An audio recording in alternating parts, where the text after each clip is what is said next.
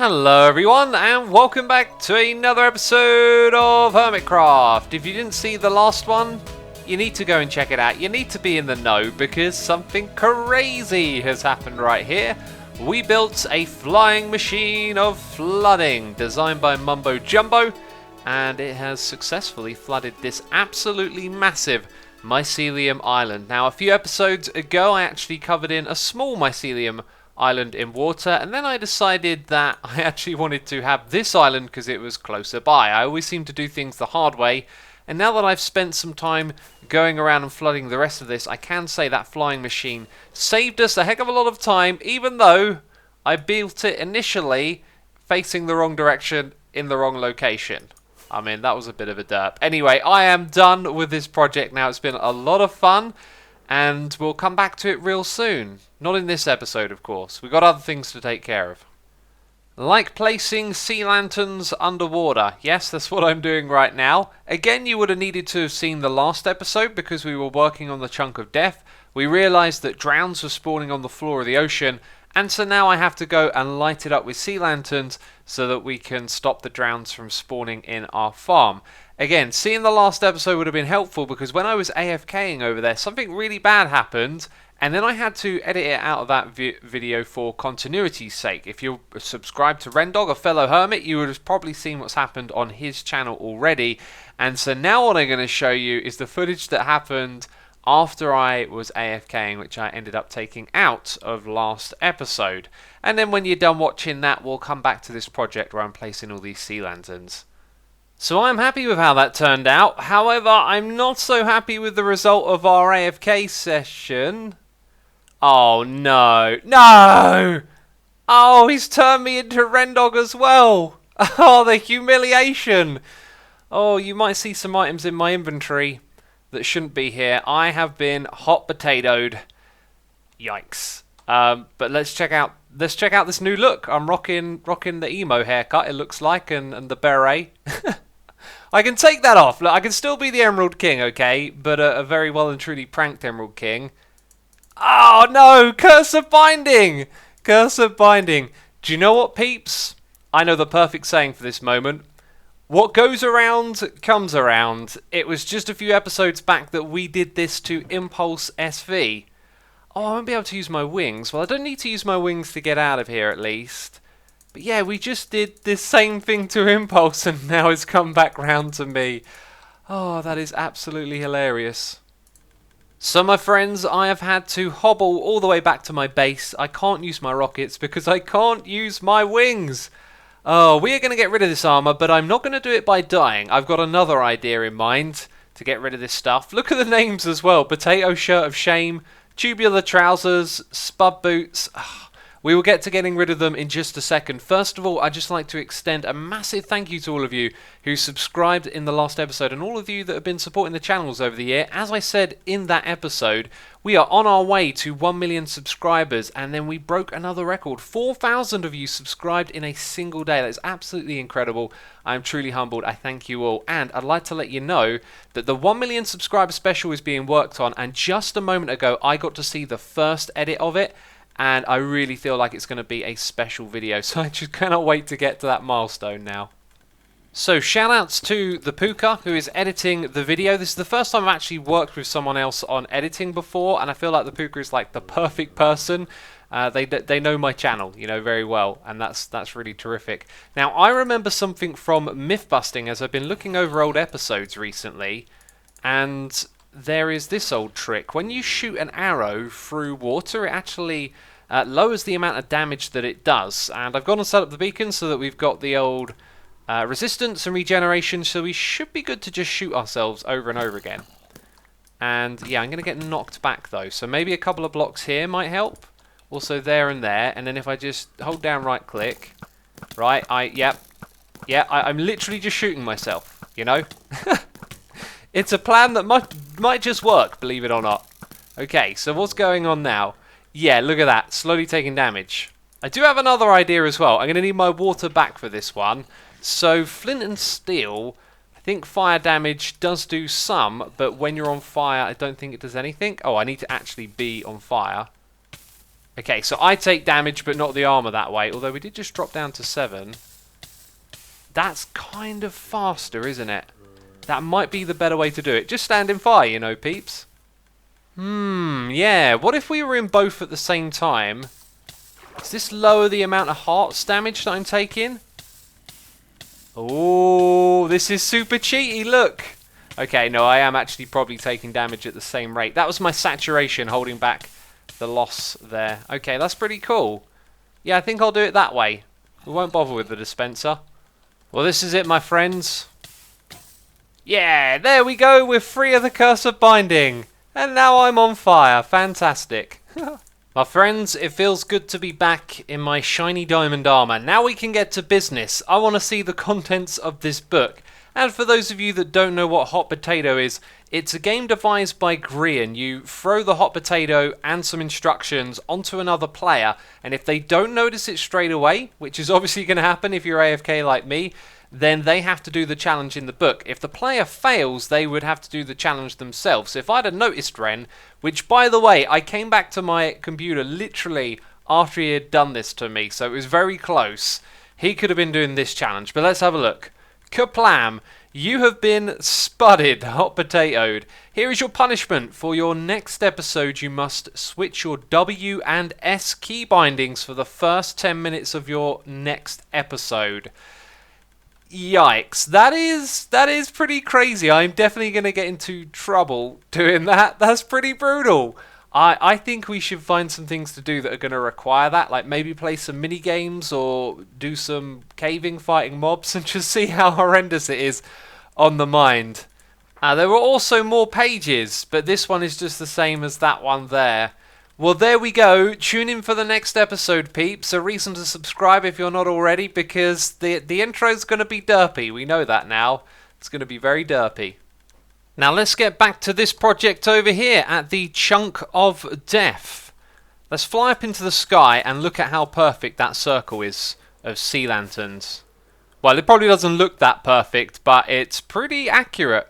It's based around where I stand AFK. So the story of how I made this during the time lapse revolves around the mod that we used in the last episode. So when I press this button, you get to see the server TPS and the MSPT up on the screen. However, because I'm connected to Hermitcraft, that MSPT is actually just an estimation, and it's only when the TPS drops below 20 that it starts to become more accurate. And I've learned this thanks to the model for giving me some feedback. Now, if I'm to open up the menu of this mod, there is so much more stuff going on inside of here that is really quite useful. It can tell you like what biome you're in, things about chunks and bounding boxes, and takes out a lot of the finicky work that we've done in the past, you know, using the F3 screen or looking up the game files to find out where bounding boxes are.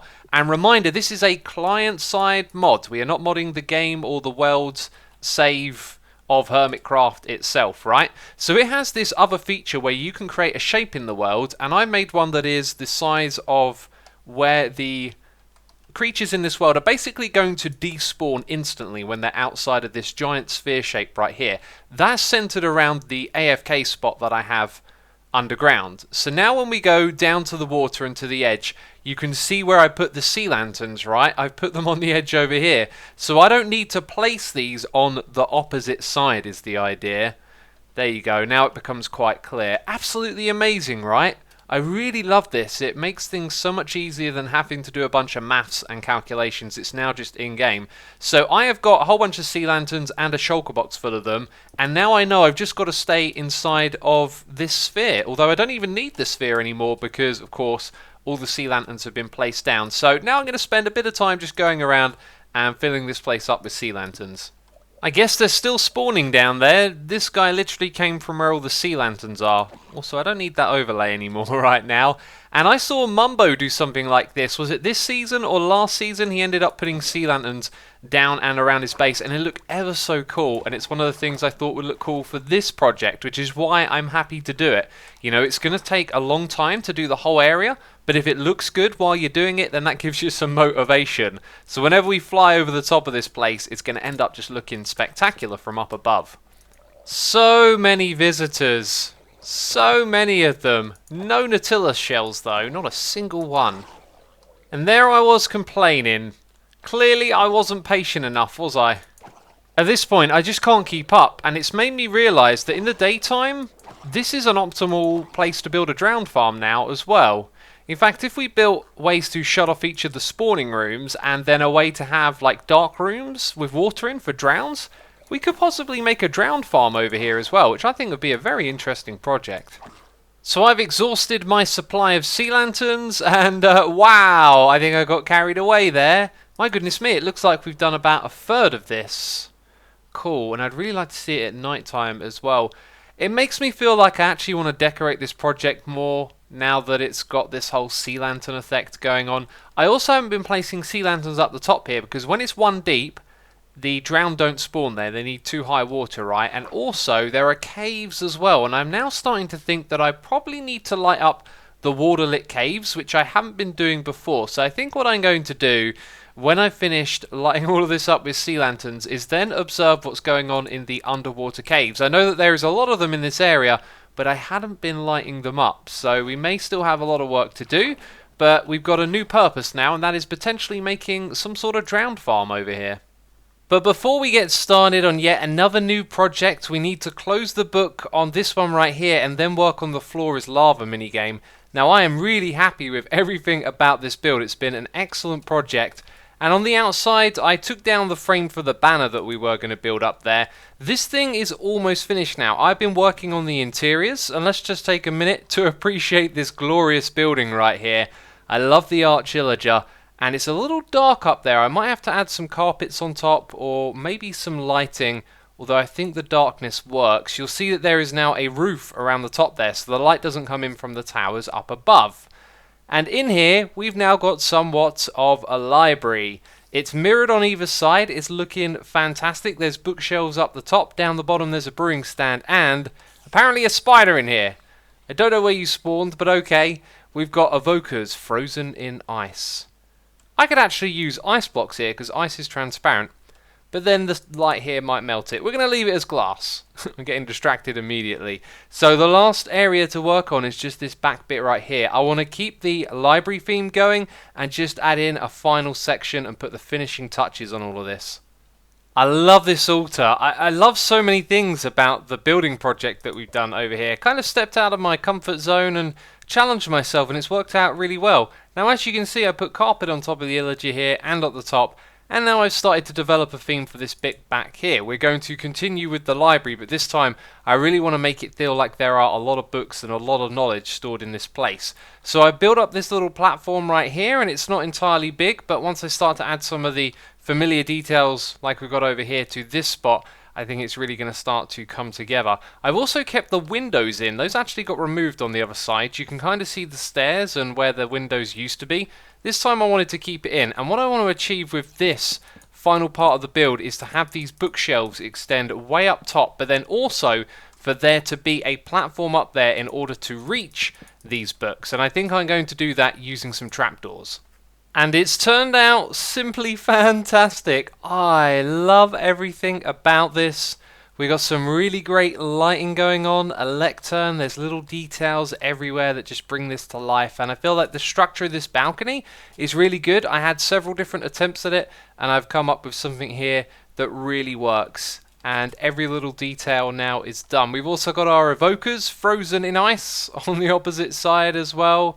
And I think we can literally walk out of this building and never have to come back in here again to do any aesthetic work. Of course, we will return to appreciate the view from time to time. Oh yeah, and I've also got myself some diamond blocks. I bumped into Good Times with Scar while he was streaming, and I snagged these out of his shulker box that he opened right next to me. And he didn't notice. It was so funny. I was holding on to them while I was walking around next to him. And anyway, speaking of Scar, he's actually made a minigame on the server that we're going to go check out. And I think Scar didn't notice me pinching these diamonds simply because he's got so many of them. And this next game is a testament to that. It is called the Diamond Drop. And in the back of this plane is where you go to play it. You drop down onto a chute down below and you have to try and pick up diamonds that are falling through the sky. I mean, what a crazy idea for a minigame. And if we drop down here, you can see there's this gorgeous transformed area just down below, and there's actually a tent that has all of the instructions, and I believe this game is ready to play. So if I understand this all correctly, I take some rockets and I take an elytra to fly downwards with, and if we die, we have to return all the diamonds that we catch. We've got to catch the diamonds in mid-air. I think this is going to be relatively easy not to die, because when you get close to the ground, all you need to do is spin around a lot. The biggest challenge, I think, is actually getting up there with these 5 rockets. Let's see if we can take off. Okay, yeah, we're going to be able to get up here just fine. And I have 1 to spare. I don't know if you can use that in the game itself.